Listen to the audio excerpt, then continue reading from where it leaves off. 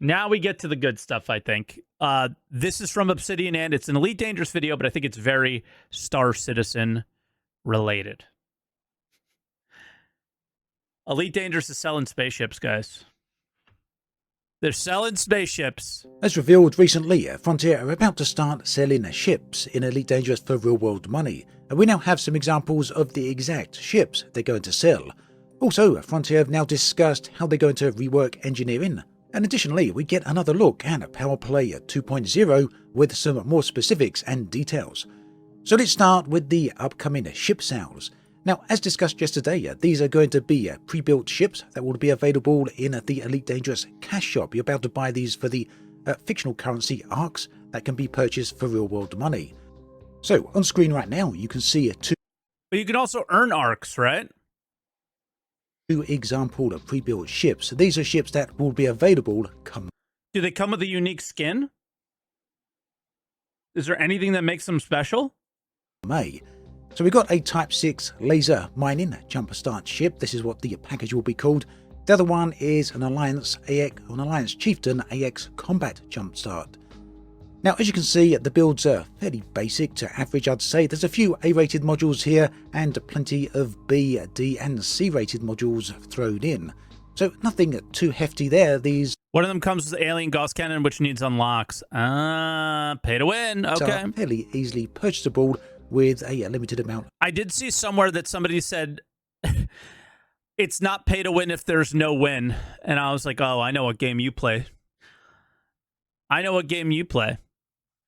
Isn't this a single player game? Pretty much. Yeah, I don't think it's that big of a deal. I just think this is like pretty funny because Elite Dangerous fans have shit on Star Citizen for a long time, and deservedly so. Most of their criticism is going to be 100% correct, but I think it's funny that now their game is doing it.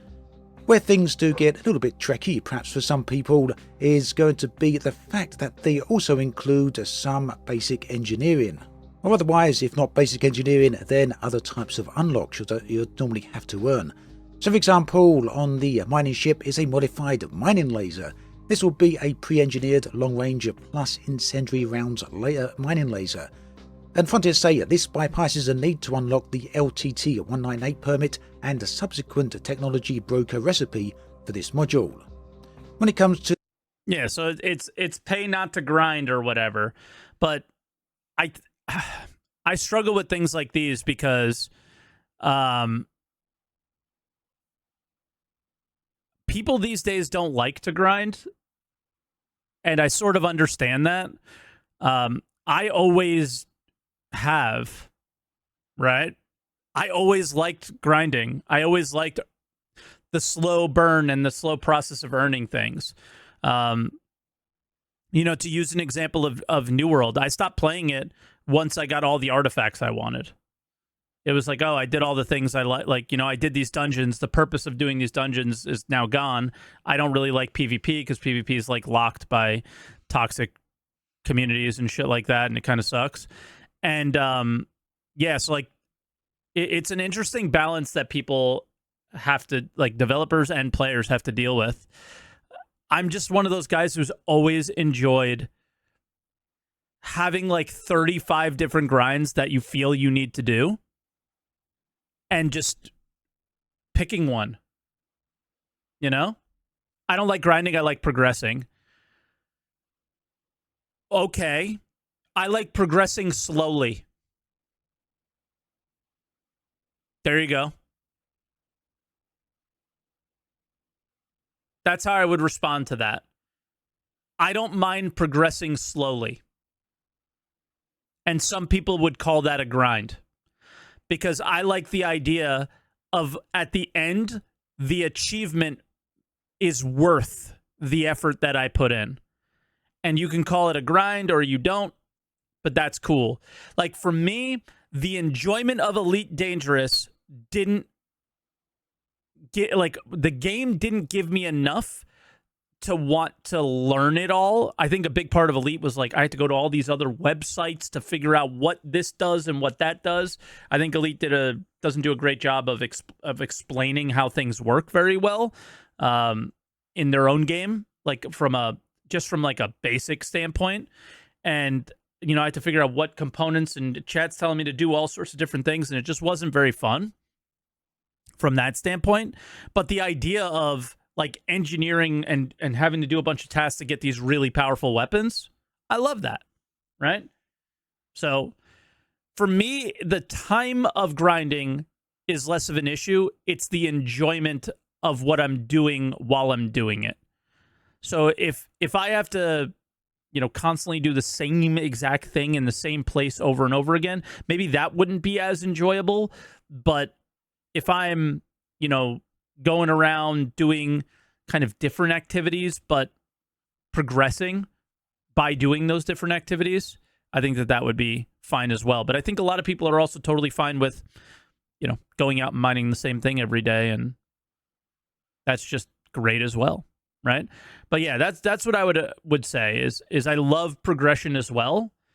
Grind has a negative connotation with it, but I think games that are meant to last for a really long time need to have very slow progression, and players need to just accept the fact that you log in and you enjoy the game for what it is. And if you don't, then don't. And that's how I was with Elite. I didn't enjoy the experience as much as I did other games, so I didn't play it, right? I think Elite Dangerous Mining is the best, though. I think it's still better than Star Citizen Mining. I love the idea of the laser up and down, the activity of mining in Star Citizen, but I think Elite's is probably the best. Yeah. I don't know. That's how I feel. The AX combat ship, you'll get... So I still think it's pay to win, because you're skipping the game. Why would you skip the game? Why would you ever want to skip the game? That's the part I don't understand with anybody. Like, I have a really big Star Citizen account, but it's not because I wanted to skip the game. It's because I felt like I had to show these things to people as a creator. Like, I don't, why would I want to skip the game? Because you aren't skipping the gameplay. You are, though. I think the one thing about Star Citizen, maybe, and maybe even Elite, and like going directly to a mining ship, is that I do like the idea of you having a starting point for the type of gameplay you want to play. So it's like choosing your class. I wish Star Citizen went down that route more, of like you have a starting cargo ship, you have a starting mining ship, you have a starting salvage ship, you have a starting combat ship, you have a starting bounty hunting ship, and they do have those, but they don't fit you don't really use them as a class right now. So maybe that's what you mean, Sharp. I don't know, but I do like the idea of skipping to the gameplay you want to enjoy, the type of gameplay at least. But outside of that, I don't know. Get some Guardian weapons actually included. So this will include the Guardian nanite torpedo pylon, but skipping engineering, as well as two small Guardian Gauss cannons with anti-Guardian resistance. Frontier say this bypasses a need to unlock the Guardian Gauss cannon from the Guardian technology broker and the subsequent trip to Ramtar to modify it with the AGZ resistance effect. So, as I spoke elsewhere, that when it comes to pay-to-win or cash shops within games, there's a lot of subjective opinions here. It's a gradient, a sliding scale. Some people are more tolerant than others about the types of things. I've given up on that discussion that people who want to skip the game feels like the majority by far. Yeah, it probably is, right?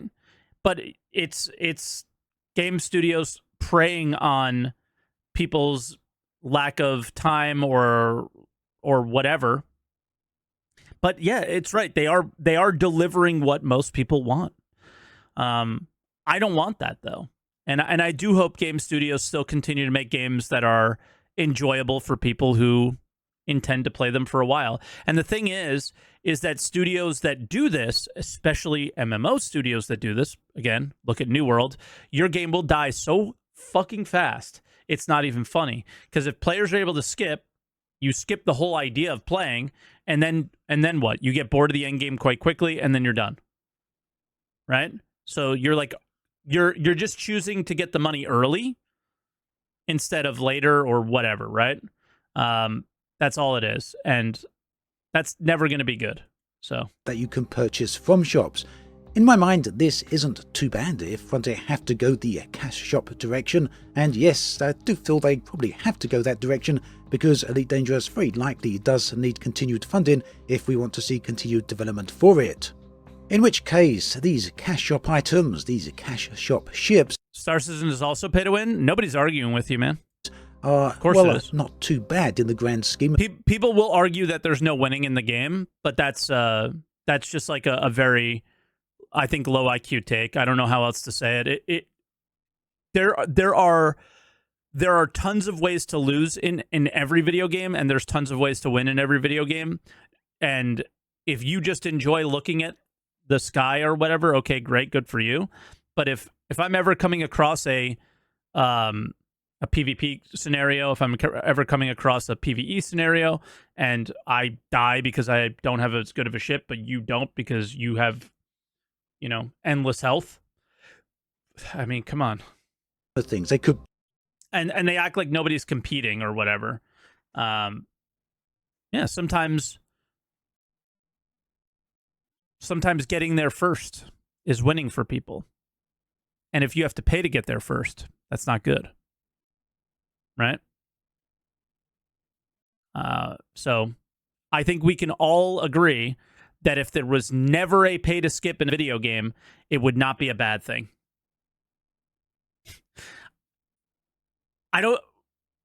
It would not be that bad of a thing. If there were no additional buy-ins other than the initial pay for the game, how would we argue that that's a bad thing? You can't. Be a lot worse. It would just be a good thing because you would just buy the game and then you play it. Whether or not Frontier go down that route later on, we'll have to see. But for now, these are pretty well balanced against giving players something that's reasonable value for money, whilst not giving. Stay in the lane the devs want you to stay in. What do you mean? Players to a bigger advantage.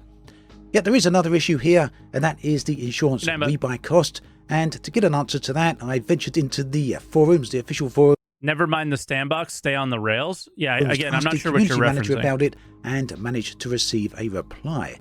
It turns out that any ship you buy from the Ark's shop will have a 0 credit rebuy cost. You'll be able to buy that ship completely for free as many times as you like. Every time it gets destroyed, the rebuy cost will be 0 credit. Whoa, that's actually insane. That sucks. Yes, and that will include all of the originally fitted modules as well. Now the change here will be that if you do outfit and change one of the modules or any number of the modules, you'll just have to pay the rebuy cost for the modules that you changed. Essentially though, this will give you a free ship every time it gets destroyed. So yeah, that is a pretty big advantage. Clearly though, it is understandable. If there are no goals or rewards for playing the game because you already bought everything, what's the point of the game? Okay, so I don't think you're understanding the point completely then. Let's use, I always use these guys as an example, Test Squadron, okay? Test Squadron has like 1 billion Idrises, let's say, right? So they all have like the biggest ships in the game. They are the biggest org in the game, whatever, right? So what we don't know is what Star Citizen gameplay looks like at all. Like I don't think we know the early game, mid game, or late game. We don't even know what it looks like. Surprise, surprise, year 12.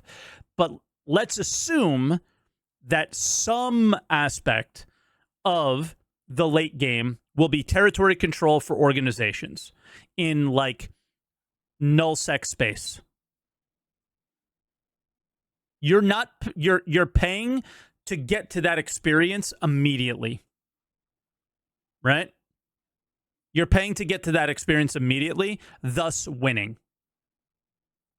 Or let's say the mole is able to break certain rocks that the prospector can't.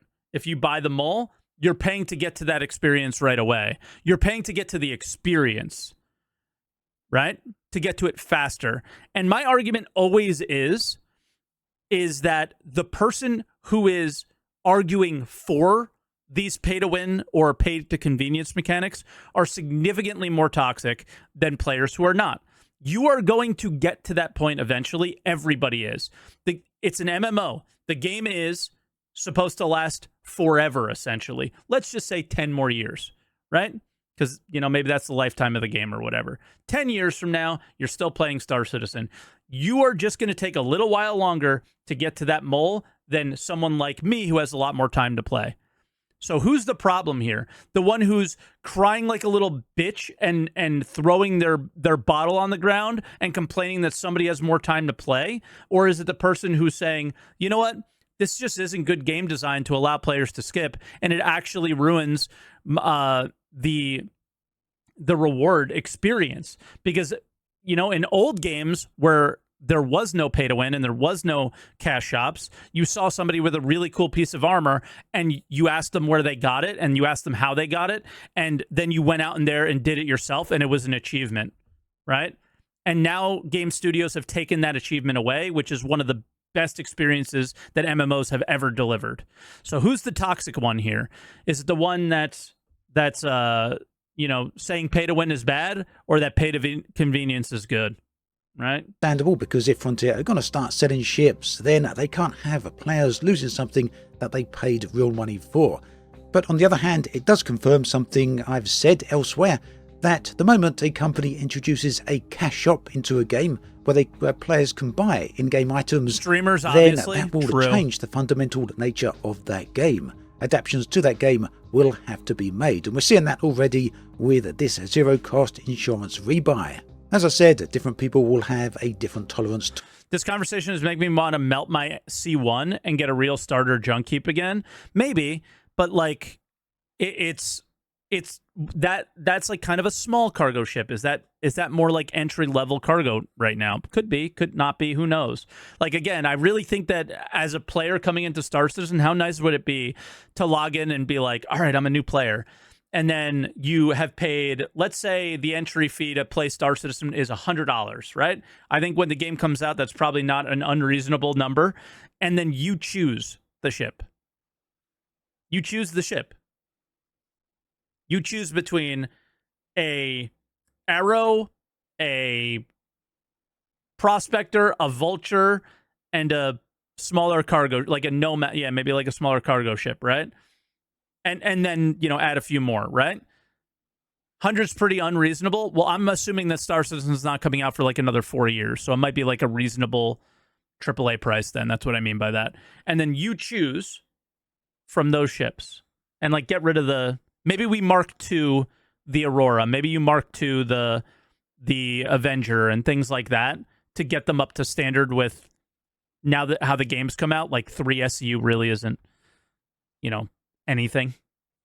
Things some like will that. be okay with it, and some not so much. So that's everything we know so far. I want a full wipe, including paid ships, and switch from a $10 a month to a $10 a month sub.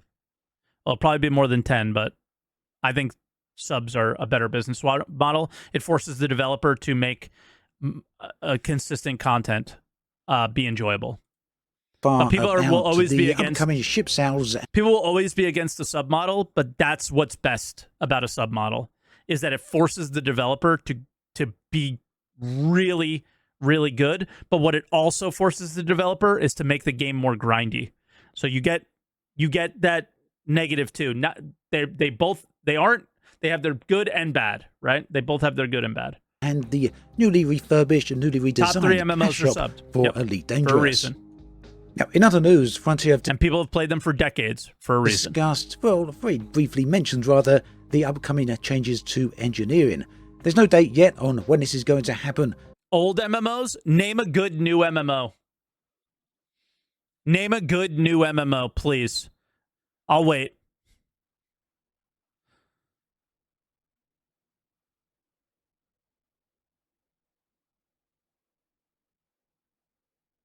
Is Guild Wars 2 new? How old is Guild Wars 2?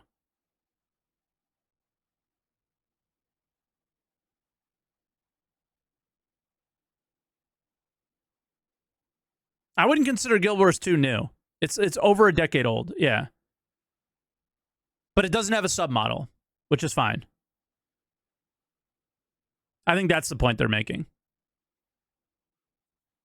But yeah, Frontier you have can't said name a they good are new looking MMO. at rebalancing engineering to make it more approachable and more predictable. In other words, to make it more accessible and less grindy. Well, I hope less grindy. They say that some of the areas that they are investigating are reducing the number of materials required for engineering, increasing payout of engineering materials from missions, and increasing backpack capacity. They also stress that these are just some examples of the areas they're investigating, and they are not all of the areas that they're investigating.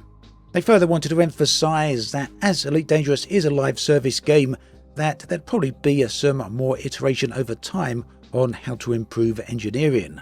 So I think most people will agree this is very much needed. Elite Dangerous does need rebalancing, not just with engineering, but in many other areas too. But this is... I think Elite needs rebalancing, but I also feel like what made me not like Elite very much is I felt like I was playing a solo game, but everybody was like, okay, you ever go to an outpost in Star Citizen and try to collect cargo, but somebody on another server is also collecting that cargo and you're competing with them, but you can't see them? That's what Elite always... That's the vibes I always got. Is it just never felt like in a live world, but it was like it is, but it's not. A really good start. Like, guys, I'm sorry. I was so excited. Like, I actually considered playing Elite again during, I think it's still going on, the little war stuff that was going on where the Thargoids were attacking and you had to defend them and take over those areas. I thought that was so cool. It was like, damn, like they have a huge story arc going on. That's something I would want to engage with. But yeah, then it's just everything else around Elite that I was kind of just like, nah. Hopefully we'll hear more information on this soon. Now, the other thing... New World is... I think ESO is probably a good example, but it's also kind of old. New World is the only successful new MMO that I can think of. What about that other one from Amazon, the Weeb one? It was like the ARPG.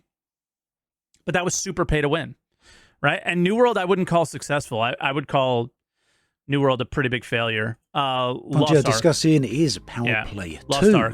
We got a bit of a summary. I think Lost Ark was pretty successful, but again, it was like mega pay to win. This last month, they're giving us a broad overview of what Power Play 2 will be about.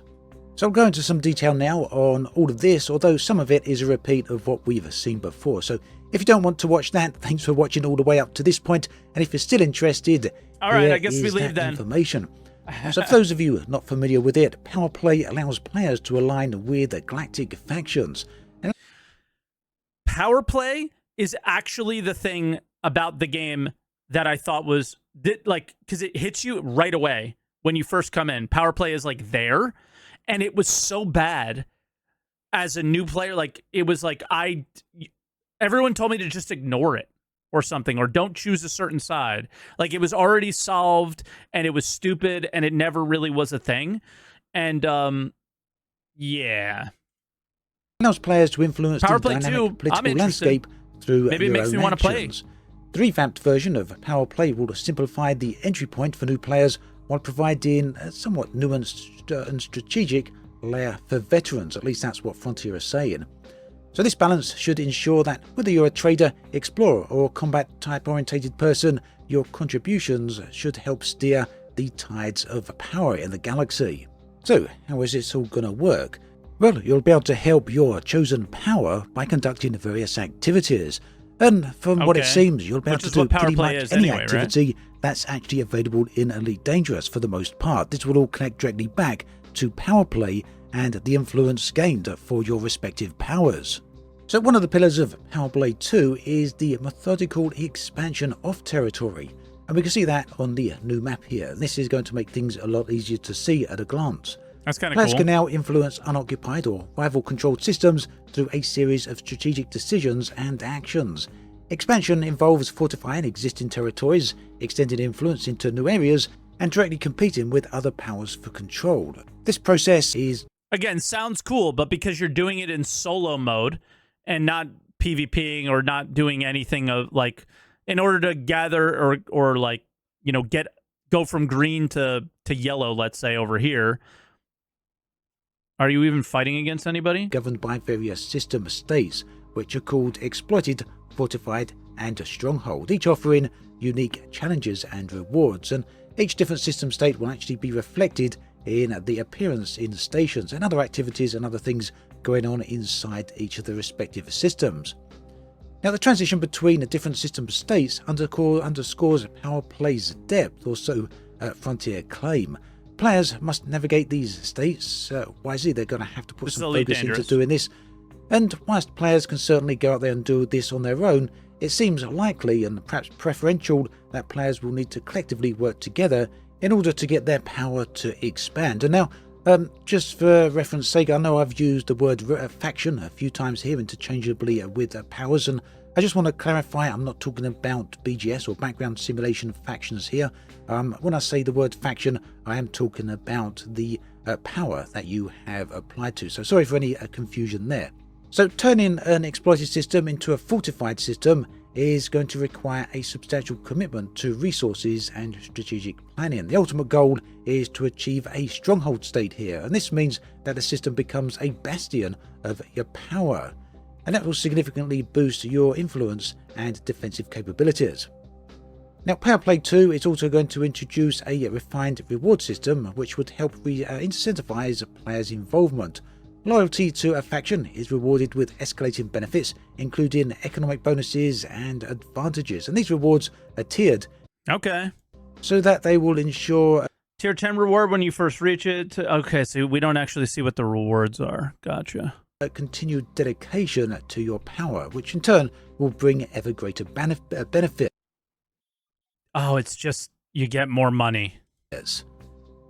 So, to assist players in navigating all of these systems, there's really no crafting in this game, is there? Significant UI enhancements, and these improvements provide clear, real-time information on the system's states, power conflicts, and personal contributions.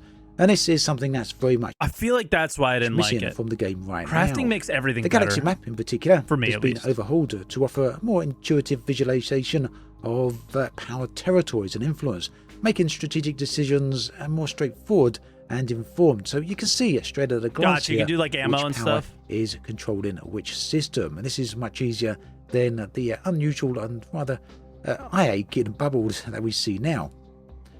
So a crucial aspect of Power Play 2 is going to be the ability to undermine opposing powers.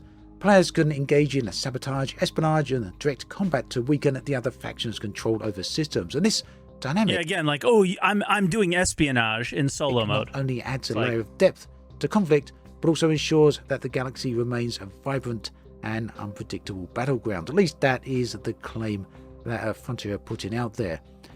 Essentially, what I think we're going to see going forward then, and this is my speculation, is you may have noticed that as the little I played Eve, I did love it. Down, there's been I loved it so much, I put it down because I knew that I wouldn't be able to put it down. I had to not play Eve because I knew I would get addicted to it. Less and less Galnet articles over there on the story side of the game. And my speculation, just maybe, is that ultimately all of this is going to be replaced with player-driven story and player-driven action. Player action, in terms of the influence they provide to their powers, is going to dramatically impact the galaxy. The galaxy will be ever-changing. And I foresee there being a lot of potential stories here. Just maybe Frontier will use these to fill out Galnet and write some narrative around all of that. Could be pretty... See, I like that too, is when he says potential stories, right? Like, this game is very sandboxy as well in a lot of ways. And to be a part of that story, like, again, the Thargoid thing was something that I was like, this game is telling cool and meaningful stories a lot more than the game that I'm playing, right? Or talking about, at least, not playing it a little bit. Interesting, if so, for the people who actually enjoy 100% that type Tumblr. of thing. 100%. So that's all the details we have so far on Ship Sales, the cash shop coming to Elite Dangerous, the improved Arcs shop that is, as well as Power Play 2 and the revisiting of Engineers. Do let me know what you think about all of this in the comment section below. I'd love to hear from you as always. What particular part of this really stands out to you? What do we think? As always, thanks for watching all the way to the end. Very much appreciated. Do take care, and I'll catch you next time. I heard it was like $10. So it's not that big of a deal because it's not that big of a buy-in, but is it you know, because it starts here and then where does it go, right? It gets a little bit worse and a little bit worse and a little bit worse over time, and then 10 turns into 20, turns into 30, and then all of a sudden they're selling, you know, fully engineered like later on stuff.